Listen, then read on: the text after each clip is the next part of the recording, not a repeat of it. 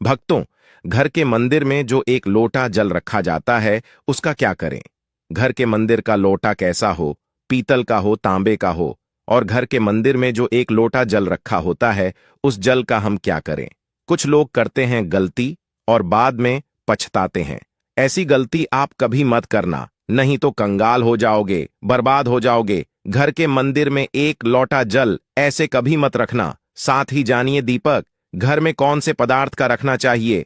तांबे का, लोहे का, पीतल का, कांसे या फिर स्टील का, कांच का या फिर माटी का। कुछ लोग घर में रखते हैं गलत दीपक और घर हो जाता है बर्बाद। इस पदार्थ का दीपक तो हम भी नहीं रखते। और जानिए दीपक की लौ कच्चे कलावे से बनाए या रुई से या फिर सूती हाथ में बंधने वाले कलावे से कुछ लोग करते हैं। भयंकर गलती लग जाता है। पितृदोष, शनि दोष काल, सर्प दोष, मंगल दोष, भयंकर से भयंकर गरीबी का दोष भी लग जाता है। भक्तों, कुछ लोग यहां पर ऐसे भी होंगे जो इस वीडियो को बीच में ही छोड़ देंगे। अगर इस वीडियो को आपको छोड़ना ही है तो अभी छोड़ देना, परंतु लक्ष्मी जी मां का अपमान मत करना वीडियो को अधूरा छोड़कर। इसलिए आपको घर के मुख्य द्वार पर जल कैसे छिड़कना है, इस कार्य विधि को पूरा ही देखें।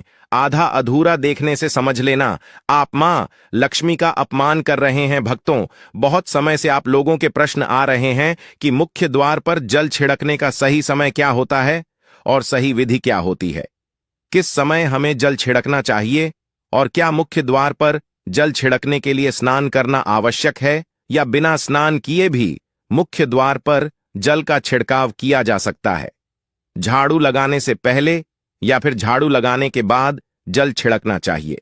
और एक और प्रश्न आया है कि क्या पीरियड्स में हम अपने घर के मुख्य द्वार पर जल का छिड़काव कर सकते हैं या मुख्य द्वार पर दीपक दान कर सकते हैं। और जल से ही जुड़ा हुआ एक और प्रश्न है आपका कि घर के मंदिर में जो प्रतिदिन हम एक लोटा जल रखते हैं, उस जल का हमें क्या करना चाहिए, किस प्रकार प्रयोग करना चाहिए। क्या हम उसे खाने में प्रयोग कर सकते हैं या फिर हम किसी पौधे में डाल सकते हैं। उस जल का उपयोग किस प्रकार से होना चाहिए। और कुछ लोगों का कहना यह है कि जब हम मुख्य द्वार पर जल छिड़क हैं तो घर के अंदर की तरफ से जल छिड़क या घर के बाहर की तरफ से जल का छिड़काव करें। इसके बारे में कई लोग शंका में हैं। आज यह शंका भी दूर हो जाएगी। और मुख्य द्वार पर जल छिड़कने से संबंधित आपका अगला प्रश्न है कि कई ऐसे लोग हैं जो कि फ्लैट में रहते हैं, कुछ ऐसे लोग हैं जो किराए के मकान में रहते हैं, एक ही कमरे में रहते हैं, तो उन्हें अपने घर पर मुख्य द्वार पर दीपदान किस प्रकार से करना चाहिए, जल कहां छिड़कना चाहिए। मतलब वह इस जगह को मुख्य द्वार मानकर वहां पर मुख्य द्वार से जुड़े हुए उपाय करें। तो आज की वीडियो पूरी तरह से आपके प्रश्नों पर ही आधारित है। मुख्य द्वार पर जल छिड़कने का सही समय क्या होता है और सही विधि क्या होती है। तो देखिए, अगर आप मुख्य द्वार पर जल छिड़क हैं तो आपको ध्यान रखना है कि जल आप एक दिन पहले ही मतलब रात को सोने से पहले एक पात्र में, कोई भी आप पात्र ले सकते हैं। जैसे कि आप एक तांबे का भी पात्र ले सकते हैं। तांबे का ना हो तो आप पीतल का ले सकते हैं, स्टील का ले सकते हैं, चांदी का ले सकते हैं। जो भी पात्र आपके पास उपलब्ध हो, एक लोटे में थोड़ा सा गंगा जल डाल दीजिए और उसके ऊपर शुद्ध जल भर दीजिए। और हां, गंगा जल ना हो तो भी परेशान होने की आवश्यकता नहीं है। सिर्फ शुद्ध जल से भी आप पात्र को भर सकते हैं और उस जल से भरे पात्र को अपने घर की रसोई में रख दीजिए। अब जैसे कि आप अगले दिन सुबह उठकर इस जल का छिड़काव अपने घर के मुख्य द्वार पर करेंगे। अब बहुत से भक्तों के प्रश्न आए हैं कि क्या हम स्नान से पहले यह जल छिड़क सकते हैं या फिर स्नान करना आवश्यक है। देखिए, मुख्य द्वार पर जो सुबह सबसे पहले जल छिड़का जाता है, जैसे कि जो रसोई में रखा हुआ जल होता है, यह एक तरीके से उपाय के तौर पर किया जाता है। भक्तों, घर में किसी भी प्रकार की परेशानी हो, किसी भी प्रकार के दुख दर्द रहता हो, गरीबी हो या फिर कलह क्लेश बहुत अधिक रहता है, मतलब किसी भी प्रकार की नकारात्मक ऊर्जा से आप परेशान हैं, बहुत समय से परेशानियों में ही गिरे हुए हैं, तो ऐसे में घर की रसोई में रखा जाता है और यही जल घर के मुख्य द्वार पर सुबह उठकर छिड़का जाता है। इस जल के छिड़काव से आपके घर की कोई भी परेशानी हो बहुत शीघ्र समाप्त हो जाती है। इस उपाय को करने से आपके घर में सुख समृद्धि भी आती है। कला क्लेश से भी मुक्ति मिलती है, बीमारियों से भी मुक्ति मिलती है। मतलब देखिए, किसी भी प्रकार की मानसिक परेशानी हो, शारीरिक परेशानी हो, आर्थिक तंगी हो, या आपके घर में कोई वास्तु दोष हो, किसी भी प्रकार का ग्रह दोष हो, जैसे कि कई बार ऐसा होता है कि कई लोगों के ऊपर कई प्रकार के बुरे ग्रह दोषों का प्रभाव होता है, जिसकी वजह से घर में परेशानियां हमेशा बनी रहती हैं। तो गृह दोषों के प्रभाव से भी आपको मुक्ति मिलती है। वास्तु दोष और पितृदोष भी समाप्त होता है। इसके साथ ही जैसे कि बहुत से लोगों के प्रश्न होते हैं कि उनके ऊपर किसी ने कुछ कर करा दिया है, उनके परिवार में किसी भी प्रकार की पहले कोई परेशानी नहीं थी, लेकिन अब भी कुछ समय से परेशानियां लगातार आती ही जा रही हैं और कोई रास्ता नहीं मिल रहा है परेशानी से निकालने का। तो किसी के भी किए कराए तंत्र मंत्र का प्रभाव हो, किसी की बुरी नजर का प्रभाव हो, तो भी आपके इस उपाय से, मतलब इस एक लोटा जल से, आपकी परेशानी स्वतः ही कुछ दिनों में समाप्त हो जाती है। तो यह घर की सभी परेशानियों से मुक्ति पाने का रामबाण और सबसे सरल, सबसे आसान उपाय होता है, जो हमारे सनातन शास्त्रों में वर्णित है। तो आप अपने घर की रसोई में एक लोटा जल रखें, रात में भरकर और प्रातःकाल जल्दी उठकर उसी जल से अपने घर के मुख्य द्वार को धोते हैं तो कोई समस्या नहीं है, लेकिन इस जल का छिड़काव घर के मुख्य द्वार पर सूर्योदय होने से पहले हो जाना चाहिए। अब भक्तों, जैसे आपका अगला प्रश्न है कि क्या हमें स्नान करके इस जल का छिड़काव अपने घर के मुख्य द्वार पर करना चाहिए या फिर बिना स्नान किए भी कर सकते हैं। देखिए, ये जो हम जल छिड़क हैं, मतलब ये एक उपाय होता है, तो इसे हम स्नान करने के बाद नहीं करते हैं। सुबह जल्दी उठते हैं और उठकर सबसे पहले घर की रसोई में जाएंगे, उसके बाद उस जल को लेकर आप घर के मुख्य द्वार पर जाएंगे। मुख्य द्वार खोलकर, मतलब मैन गेट खोल दीजिए और उसके बाद मुख्य द्वार पर इसी जल का छिड़काव कर दीजिए। और जल का छिड़काव करते समय अपने पितरों का ध्यान कीजिए, मां लक्ष्मी का ध्यान कीजिए, क्योंकि कहा जाता है कि सुबह सुबह मां लक्ष्मी प्रत्येक द्वार पर आती है, सबके द्वार पर आती है, जिनके भी द्वार खुले होते हैं, जिनके घर में जल का छिड़काव मुख्य द्वार पर हुआ रहता है, उसके घर में प्रवेश कर जाती है। तो महालक्ष्मी का अपने मन में ध्यान कीजिए और एक तरह से प्रार्थना कीजिए, हे मां लक्ष्मी, आप मेरे घर में प्रवेश करें, मैं आपका स्वागत करने के लिए तैयार हूं। और इसके बाद अपने पितरों का ध्यान कीजिए, क्योंकि हमारे घर की दहलीज होती है, वहीं पर पितरों का वास माना जाता है।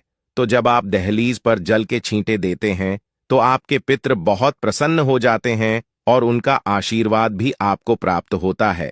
तो सुबह जो आप जल छिड़के, इसके लिए स्नान करने की आवश्यकता नहीं है, बिना स्नान किए भी कर सकते हैं।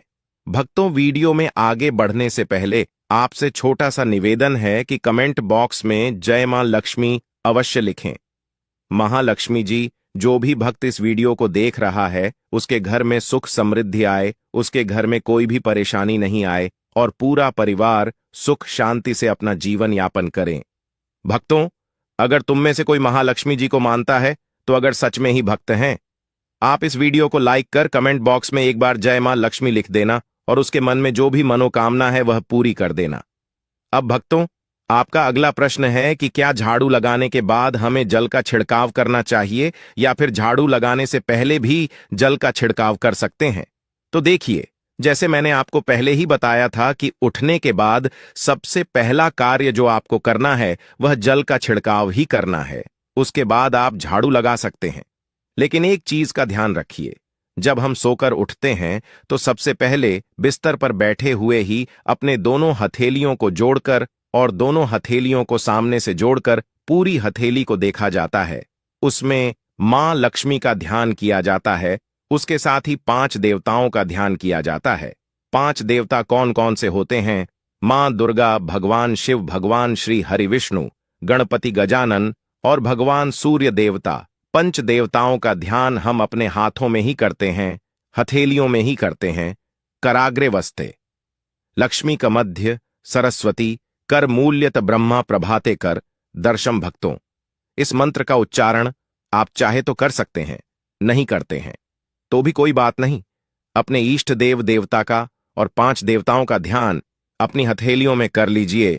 उसके बाद दोनों हाथ जोड़कर सभी देवी देवताओं को प्रणाम किया जाता है और उसके बाद अपने हाथ से पृथ्वी का स्पर्श करते हैं, धरती को छूकर प्रणाम करते हैं 2 बार या 3 बार, और उसके बाद अपना दाहिना पांव पृथ्वी पर रखते हैं, भक्तों धरती पर रखते हैं। उसके बाद ही बाकी के जो सभी कार्य होंगे वह उसके बाद ही किए जाएंगे। जल का छिड़काव आप उसके बाद ही करेंगे। मतलब सुबह उठने के बाद सबसे पहले हथेलियों के दर्शन, फिर को प्रणाम कीजिए, फिर धरती पर पैर रखें और उसके बाद रसोई में जाकर आपको जल लेना है और घर का मुख्य द्वार खोलकर मुख्य द्वार पर जल का छिड़काव करना है। मां लक्ष्मी का और अपने पितरों का ध्यान करना है। उसके बाद आप अपने घर में आ जाएंगे और उसके बाद जो भी आपकी रूटीन वर्क होते हैं, मतलब झाड़ू लगाएंगे या फिर आप स्नान करेंगे, ये सभी कार्य उसके बाद किए जाएंगे। और अब जैसे कि कई लोगों के प्रश्न आते हैं कि जब हम जल का छिड़काव करते हैं, क्या उसी समय हम घर के मुख्य द्वार पर झाड़ू लगाकर और पानी डालकर क्या हम मुख्य द्वार की अच्छे से सफाई कर सकते हैं? जी हां, बिल्कुल कर सकते हैं। पहले आप जो रसोई में रखा हुआ जल है उस जल का छिड़काव कर दीजिए। उसके बाद और भी पानी डालकर, मतलब अगर आपके पास जल और उपलब्ध है तो और जल लेकर और घर के मुख्य द्वार की अच्छी तरह से झाड़ू से या कैसे भी सफाई कर सकते हैं। और कई लोगों के प्रश्न आए हैं कि हम किसी फ्लैट में रहते हैं या फिर किसी ऐसे कमरे में रहते हैं, किराए के कमरे में, कि हमारे पास एक ही कमरा है, तो हम जल का छिड़काव या फिर दीपक दान कहां पर करें, किससे हम अपना मुख्य द्वार माने। देखिए, जो आपका अपना कमरा है या फिर जो फ्लैट है आपका, जहां पर आपका नेम प्लेट लगा हुआ है, आप उसी स्थान पर दीपक दान करेंगे और उसी स्थान पर आपको जल का छिड़काव करना है। मतलब जहां पर अगर एक ही कमरे का मकान है तो आपके कमरे का दरवाजा है, वहीं पर आपको थोड़ा सा जल छिड़क है और वहीं पर आप दीपक दान भी करेंगे, जो कि मुख्य द्वार से जुड़े हुए उपाय होते हैं। वह आप अपने घर के, मतलब जो अपना कमरा है, उसके बिल्कुल दरवाजे के पास ही करेंगे। और आपका अगला प्रश्न है कि क्या पीरियड में हम अपने घर के मुख्य द्वार पर जल का छिड़काव कर सकते हैं, दीपक दान कर सकते हैं? देखिए, जल का छिड़काव करने के लिए पीरियड हो या ना हो, उससे कोई फर्क नहीं पड़ता, जल का छिड़काव कर सकते हैं। रही बात दीपक दान की, तो दीपक दान देखी कार्मिक पूजा में आ जाता है और कार्मिक पूजा हम बिना शुद्ध हुए नहीं कर सकते हैं। मतलब पीरियड समाप्त होने के बाद ही आप कर सकते हैं भक्तों। बाकी जल का छिड़काव आप कभी भी कर सकते हैं, पीरियड्स में भी कर सकते हैं, कोई समस्या नहीं है। और अब आपका प्रश्न है कि क्या घर के मंदिर में जो हम जल रखते हैं, क्या वह रखना जरूरी है? और अगर हम रखते हैं तो उस जल का क्या करें? देखिए, घर के मंदिर में जल रखना बहुत आवश्यक है। जल एक ऐसी चीज होती है जिसमें सभी प्रकार की जो ऊर्जा होती है ऑब्जर्व हो जाती है।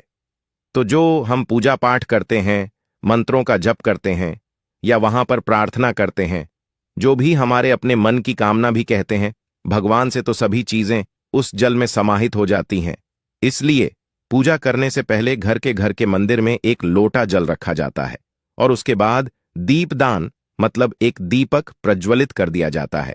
यह अग्नि और जल का एक तरह से बैलेंस भी हो जाता है और इसलिए सनातन शास्त्रों के अनुसार घर के मंदिर में एक लोटा जल भी हमेशा होना चाहिए और दीपक भी प्रज्वलित करना चाहिए।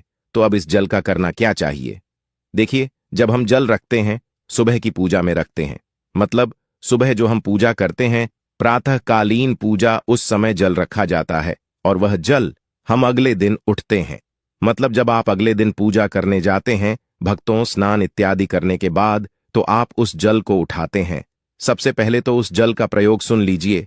आप अपने घर के सारे कमरों में, मतलब पूरे घर में उस जल का छिड़काव करते हैं, तो इससे आपके घर का शुद्धिकरण हो जाता है, क्योंकि वह बहुत ही सकारात्मक ऊर्जा से भरा हुआ जल होता है। इससे कई बीमारी अपने आप ही दूर हो जाती है। उस जल का छिड़काव करने से किसी भी प्रकार की नकारात्मक ऊर्जा का प्रवेश आपके घर में नहीं होता, किसी भी प्रकार की परेशानी आपके घर में हो। अगर आप नियमित तौर पर उस जल का छिड़काव करें अपने घर में, तो निश्चित ही आप परेशानियों से मुक्ति पा जाते हैं, किसी के कर तंत्र मंत्र के प्रभाव से मुक्ति पा जाते हैं। दूसरा, इसका उपाय आप कर सकते हैं। जैसे कि घर में कोई बीमार है तो आप इस जल को उस व्यक्ति को पीने के लिए दे सकते हैं और यह जल इतना शक्तिशाली होता है कि इस जल को पीने से बड़ी बीमारियों से मतलब लंबी बीमारियों से भी धीरे धीरे राहत मिलने लग जाती है। कई बार होता है ना कि आप लोगों के प्रश्न आते हैं कि दवाई तो हम कर रहे हैं, लेकिन दवाई हमें लगता ही नहीं है, दवाई का कोई प्रभाव ही देखने को नहीं मिलता। तो ऐसे में अगर दवाई के साथ साथ उस जल को पीने के लिए रोगी को दिया जाए, यानी दवाई इसी पानी से अगर खाई जाए, तो बहुत अच्छी दवाइयां काम करने लग जाती है। और जैसे कि परिवार में अगर बहुत अधिक कलह क्लेश रहता है, हमेशा आपस में सामंजस्य बनता ही नहीं है, आपस में हर बात पर मतभेद होता है, तो परिवार के सभी सदस्य इस जल में से अगर थोड़ा थोड़ा पीते हैं तो धीरे धीरे विचारों में परिवर्तन आने लग जाता है। सकारात्मक विचार सभी के होने लग जाते हैं और आपस में समन्वय होने लग जाता है। घर से कलह क्लेश और भेद हमेशा के लिए समाप्त हो जाते हैं। और घर के मंदिर में रखे हुए जल का अगला उपाय क्या है? देखिए, अगर आप कोई दुकान करते हैं, कोई व्यापारिक स्थल है आपका, तो प्रतिदिन इसी जल में से थोड़ा सा जल ले जाकर दुकान पर व्यापारिक स्थल पर छिड़काव कीजिए। इससे आपका दुकान आपका काम बहुत अच्छा चलता है। मतलब किसी भी प्रकार की परेशानी आपके व्यापारिक स्थल पर नहीं आती है, क्योंकि जैसा मैंने आपको बताया, यह जो जल होता है बहुत शक्तिशाली होता है, बहुत सकारात्मक होता है। अब घर के मंदिर में रखा एक लोटा जल शक्तिशाली और सकारात्मक से भरा क्यों होता है? क्यों इसमें सकारात्मक ऊर्जा का भंडार होता है? आइए जानते हैं। देखिए, जल जो होता है अमृत हुआ, मीठे मीठे फल हुए, भोजन हुआ, अनाज हुआ, उससे भी बढ़कर माना जाता है। देवी देवता आपके दिए हुए इसी जल को ग्रहण करते हैं। घर के मंदिर में एक लोटा जल रखना उतना ही जरूरी है जितना आप सुबह दोपहर शाम का भोजन करते हैं। जब हम भगवान की पूजा करते हैं और तांबे के पात्र में या पीतल के पात्र में एक लोटा जल जरूर रखते हैं। जल जो होता है सागर रूपी होता है, और यही सागर आपकी नया पार लगता है। घर के मंदिर में एक लोटा जल रखने का कारण एक और यह होता है कि जो लोग भगवान को डेली भोजन नहीं करा सकते, तो वह घर के मंदिर में एक लोटा जल रखते हैं ताकि भगवान इसे ग्रहण करें। और यह जल रूपी प्रसाद इसके अगले दिन, यह सुबह के समय आप प्रसाद समझकर ग्रहण करें। लेकिन याद रहे, घर के मंदिर में रखा लोटा जल कभी भी तुलसी में अर्पित नहीं करना चाहिए। उसके लिए आप अलग से तांबे के पत्र से तुलसी में जल अर्पित कर सकते हैं, क्योंकि यह जल सभी देवी देवता ग्रहण करते हैं, तो इसीलिए तुलसी में डालना वर्जित है। लेकिन हां, अगर आपके घर में लड्डू गोपाल है, राधा कृष्ण है, और आप एक लोटा जल उनके लिए अर्पित करते हैं, तो आप अगले दिन यानी सुबह के समय वह जल तुलसी में चढ़ा सकते हैं। घर के मंदिर में जो एक लोटा जल रखा होता है, उसके अगले यानी सुबह के समय आप इस जल से अपनी आंखें जरूर धोया करें। इससे आंखों में रोशनी बढ़ती है और आंखों में जितनी भी बीमारी आ जाती है वह दूर होती है। सनातन शास्त्रों के अनुसार जो लोग घर के मंदिर में एक लोटा जल भरकर नहीं रखते, तो उनके घर में अकाल पड़ जाता है, घर कंगाल हो जाता है, बर्बाद हो जाता है, परिवार में मुसीबतें आ जाती हैं और गरीबी का आगमन हो जाता है। आप चाहे तो एक लोटा जल में पुष्प आदि डालकर रख सकते हैं, बहुत ही शुभ माना जाता है। घर के मंदिर में जो जल रखा जाता है उससे हम और क्या क्या कर सकते हैं, आइए जानते हैं। तो इस जल का छिड़काव करने से बहुत सारी परेशानियां अपने आप ही समाप्त हो जाती हैं। जैसे अगर आपके दुकान पर किसी की नजर लगी है, बहुत से लोगों के प्रश्न आते हैं कि हमारे काम को किसी ने बांध दिया है। मतलब किसी की बुरी नजर ऐसी लग गई है कि पहले तो दुकान बहुत अच्छी चलती थी, अब नहीं चल रही है। तो आप इस उपाय को कर सकते हैं। निश्चित ही बहुत जल्द ही आपको परेशानियों से मुक्ति मिल जाती है और दिन दुगनी रात चौगुनी आपके व्यापार में तरक्की होती है। और हां, घर के मंदिर में रखे हुए जल को आप अपने घर की रसोई में खाना बनाने में, पीने में भी प्रयोग कर सकते हैं। लेकिन खाना बनाने में प्रयोग तभी कीजिए जबकि आपके घर में बिल्कुल सात्विक भोजन बनता हो। मतलब लहसुन प्याज अगर आपके घर में बनता हो तो खाना बनाने में इस जल का प्रयोग नहीं किया जा सकता है। फिर आप इस जल को थोड़ा थोड़ा परिवार के सदस्य मिलकर ग्रहण कर सकते हैं और बचे हुए जल को आप अपने घर में पौधों में डाल सकते हैं। तो देखिए, ऐसा नहीं है कि घर के मंदिर पर रखा हुआ जल बेकार होता है, किसी काम का नहीं होता है। बहुत सारे उपयोग इस जल के होते हैं। अगर हम सही तरीके से प्रयोग करें तो अपने जीवन की बहुत सारी परेशानियों का समाधान मात्र इस एक लोटा जल से हम कर सकते हैं। तो ध्यान रखिए, कि मंत्रों से अभिमंत्रित जल बहुत महत्वपूर्ण होता है, बहुत शक्तिशाली होता है, और हमारे घर के मंदिर पर रखा हुआ जल देवताओं का आशीर्वाद होता है, क्योंकि पूरे समय वह देवताओं के पास होता है। देवी देवता वहां पर रहते हैं, तो उस जल में हर प्रकार की शक्ति समाहित होती है, जो कि सकारात्मक शक्तियां होती हैं। और इस जल का प्रयोग अगर हम सही तरीके से करते हैं, मतलब उसको पीने में करते हैं, खाना बनाने में करते हैं, घर में जल का छिड़काव करने में करते हैं, तो इससे हमारी समस्याओं का समाधान होता है। और अगर कोई भी कार्य नियमित तौर पर मतलब प्रतिदिन किया जाता है, तो उसका हमें लाभ प्राप्त होता है। कभी कभी करेंगे तो निश्चित ही आपको उतना लाभ दिखाई नहीं देगा, लेकिन अगर आप नियम बना लेंगे कि हर रोज उसी जल से घर में छिड़काव करना है, घर में प्रत्येक व्यक्ति को थोड़ा थोड़ा पीने के लिए देना है, बचे हुए जल को पौधों में डाल दीजिए, दुकान पर छिड़क दीजिए, अपने घर के व्यापारिक स्थल पर छिड़काव कीजिए, बच्चों की किताबों की जगह में, अपने घर की तिजोरी में, हर जगह इस जल का छिड़काव कीजिए और नियमित तौर पर कीजिए। चमत्कार आपको निश्चित ही देखने को मिलेगा। इसी प्रकार से जो रसोई में रखा हुआ जल होता है, उसका छिड़काव अपने घर के मुख्य द्वार पर कीजिए, तो इसका भी आपको लाभ बहुत बहुत ही शीघ्र दिखाई देगा। लेकिन इसे अपने रूटीन में शामिल करना होगा, प्रतिदिन नियम से यह कार्य करना होगा, तभी आपको लाभ देखने को मिलेंगे। और हां, कई लोगों के प्रश्न आते हैं कि घर के मंदिर पर जो रखा हुआ जल होता है, तो जब हम अगले दिन उठाते हैं तो उसमें कई बार कुछ चीजें पड़ जाती हैं, कोई कीड़े मकोड़े पड़े जाते हैं, क्योंकि खुला होता है। तो क्या हम उसे ढक सकते हैं? जी हां, बिल्कुल ढक सकते हैं। जब आप पूजा करते हैं सुबह के समय, तो जब तक पूजा कर रहे हैं, जब तक मंत्र उच्चारण कर रहे हैं, तब तक जल खुला रखिए। और उसके बाद जैसे कि आप पूजा पर से उठते हैं, तो उससे पहले जल को किसी भी प्लेट से या कटोरी से ढक दीजिए। फिर जब आप अगले दिन उस जल को उठाएंगे, तो बिल्कुल शुद्ध और साफ सुथरा जल आपको मिलेगा, और उस जल का प्रयोग आप अपने किसी भी कार्य में कर सकते हैं। और भक्तों, आप जब भी घर के मुख्य द्वार पर जल छिड़काव करें, तो गणेश जी भगवान का यह मंत्र जरूर बोले, ओम गम गणपतये नमः। और जो हमने आपको वीडियो में बताया है, उसे ध्यानपूर्वक अच्छी तरीके से समझकर अपने घर के मुख्य द्वार पर जल का छिड़काव करें। भक्तों, अब जानते हैं दीपक किस पदार्थ का होना चाहिए? लोहे का, तांबे का, पीतल का, कांसे का, या फिर स्टील का, या माटी का, या कांच का? आखिर घर में कौन सा दीपक शुभ माना जाता है? रखना, अगर गलती से भी घर में गलत पदार्थ का दीपक रख लिया है, तो पूरा घर अस्त व्यस्त हो जाएगा, कंगाल हो जाएगा, बर्बाद हो जाएगा। भक्तों, देखिए, स्टील के दीपक में पूजा करना घर में शनि को कुपित करता है। घर में लोहे के दीपक में पूजा नहीं करना चाहिए, घर बर्बाद हो जाता है, गरीबी आ जाती है। बाजार में लोगों को लुभाने के लिए कांच के दीपक भी आ गए हैं। बिल्कुल भी गलती से भी घर ना लाएं, नहीं तो राहु केतु आपके घर चले आएंगे और घर बर्बाद हो जाएगा। कांच का दीपक शनि और राहु को नाराज करता है, इससे निकली लौ घर में तबाही ला सकती है। कांच का गर्म होना घर में रोग दोष परेशानी उत्पन्न होती है। कच्चा कलवा तथा रुई का दीपक ही जलाना सबसे अच्छा माना जाता है। जो लोग सूती धागा जो हाथ पर बांधा जाता है, कलवा, उससे लौ की बाती बनाते हैं, तो उस घर में परेशानी और गरीबी आ जाती है। हुई और कच्चा कलवा ही शुभ माना जाता है। तांबे का दीपक, पीतल का दीपक, माटी का दीपक धन की देवी मां लक्ष्मी को आकर्षित करता है। घर में कोई और दीपक नहीं लाना चाहिए।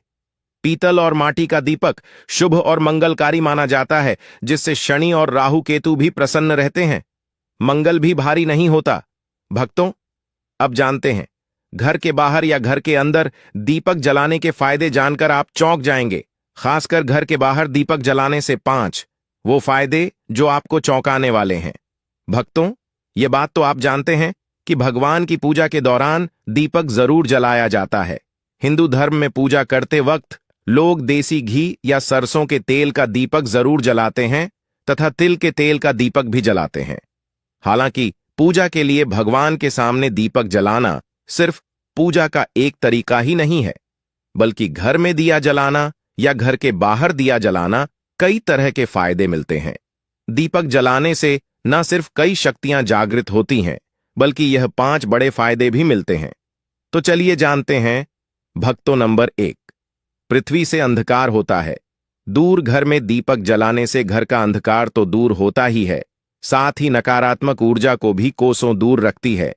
जहां पर दीपक जलता है तो वहां पर सकारात्मक ऊर्जा का वास होता है। जाहिर सी बात है, जब घर में सकारात्मक होगी तब भगवान का वास होगा। इसीलिए घर में शाम होने से पहले, रात होने से पहले दीपक अवश्य जलाया जाता है, ताकि घर में कोई गलत नकारात्मक ऊर्जा प्रवेश न कर पाए। भक्तों, तेल से जले दीपक का प्रभाव उसके भुजने के आधे घंटे बाद तक वातावरण में बना रहता है, जबकि शुद्ध देसी घी का दीपक भुजने के बाद करीब 4 घंटे तक वातावरण को सकारात्मक रखता है। भक्तों, नंबर 2, हानिकारक कणों का होता है नाश। दीपक जलाना न सिर्फ धर्म नजरिए से फायदेमंद है, बल्कि वैज्ञानिक दृष्टिकोण से भी यह फायदा पहुंचाता है। जब घर में शुद्ध घी या सरसों के तेल से दीपक जलाया जाता है तो उसके धुएं से घर के माहौल में सात्विकता आती है और इससे आसपास के वातावरण में मौजूद हानिकारक कणों का भी नाश होता है। भक्तों, नंबर 3, घर में होता है सुख समृद्धि का वास। जिस घर में सुबह और शाम के वक्त भगवान के सामने दीपक जलाया जाता है तो उस घर पर हमेशा मां लक्ष्मी मेहरबान होती है। ऐसे घर में सुख समृद्धि का वास होता है। मान्यता है कि दीपक की लौ पूर्व दिशा में रखने से व्यक्ति दीर्घायु होता है, जबकि उत्तर दिशा में लौ रखने से घर में धन और संपन्नता बढ़ती है। दीपक न सिर्फ हमारे घर के अंधकार को दूर करता है, बल्कि यह हमारे जीवन को भी अंधकार से प्रकाश की तरफ बढ़ाता है। भक्तों, नंबर 4, बीमारियों को दूर भगाने में मददगार। घर में दिया जलाने से बीमारियां घर के आसपास भी नहीं भटकती। घर के सभी परिवार सदस्यों को हर बीमारी से बचाव मिलता है। खासकर दीपक के साथ एक लौंग जलाने से इसका असर दुगना हो जाता है। घी में चर्म रोग दूर करने के सारे गुण मौजूद होते हैं, इसलिए घी का दिया जलाना सेहत के लिहाजा से काफी फायदेमंद है। भक्तों, बात करते हैं नंबर 5 की शुभ शक्तियां होती हैं आकर्षित। सनातन धर्म के अनुसार जिस घर में सुबह शाम दीपक जलाया जाता है तो वहां कभी अंधकार नहीं होता। उस घर में सुख समृद्धि का वास होता है। इतना ही नहीं, जलता हुआ दिया शुभ शक्तियों को चुंबक की तरह आपके घर की ओर खींचता है। अगर आप थोड़ा बहुत भी मां लक्ष्मी का सम्मान करते हैं तो एक लाइक जरूर करना।